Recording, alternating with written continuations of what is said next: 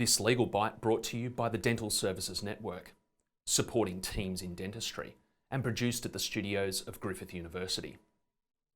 This apple is an orange. An interesting train of thought. However, it is a train of thought which is adopted by many dental practice owners when it comes to casual employees.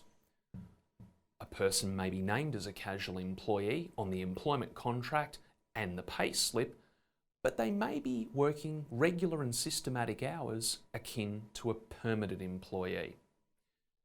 This train of thought is about to change, courtesy of the casual conversion provision in the modern award. Hello and welcome to this first Legal Bite. My name is Dr. Craig Cameron and I'm a Senior Lecturer at Griffith University and Corporate Counsel for the Dental Services Network. And the topic of our Legal Bite today is, when are your casuals permanent employees?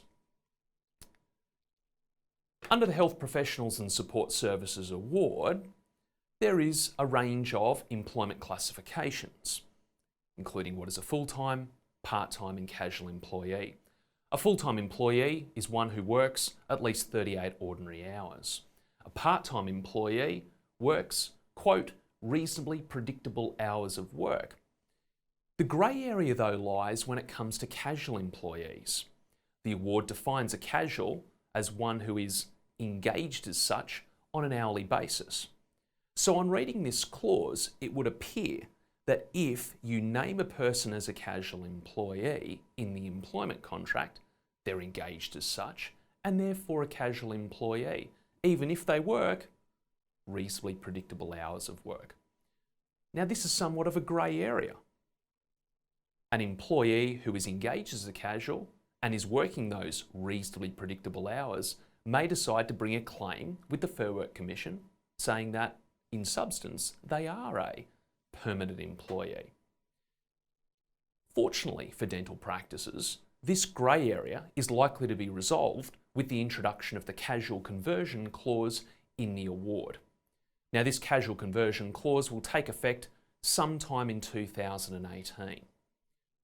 What is a casual conversion clause? Put simply, it enables some casual employees to convert to either part-time or full-time employment. It's important to note for dental practices that a casual employee is not automatically converted under the proposed conversion clause.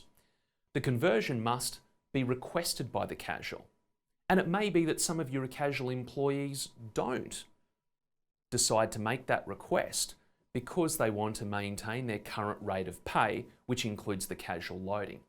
But for those that do want to convert, they must have, at a minimum, 12 months service with you, plus a pattern of hours which is consistent with permanent employment. In other words, regular and systematic hours. The request, though, can be rejected by you on one of the following bases. Don't need to prove them all. The first is that there's been a significant adjustment to the work hours to accommodate permanency.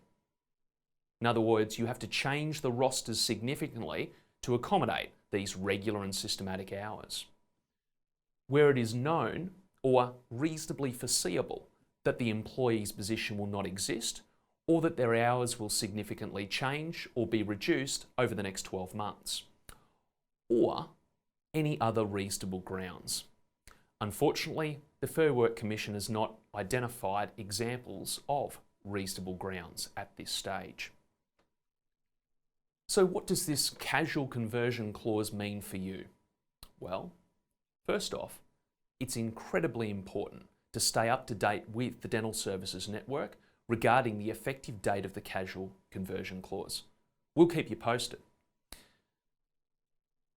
Be mindful of those employees that may be entitled to conversion from casual to permanent status. Do the preparation now. It would appear that long-term casual employees with regular and systematic hours are likely to be successful when they make their request to you. Make sure in preparation for this clause that you revise existing employment contract templates. And finally, do not take action designed to avoid your obligations under the casual conversion clause. Examples would include terminating staff and reducing or changing a casual employee's hours significantly in response to the casual conversion clause. And that's it for this week's Legal Bite. For further information, contact the Dental Services Network at www.dentalservicesnetwork.com.au. These materials have been prepared to provide general information only and do not constitute legal or professional advice. Transmission of the information is not intended to create, and a receipt does not give rise to, a solicitor-client or other professional relationship. As stated above, this material should not be relied upon as a substitute for detailed advice.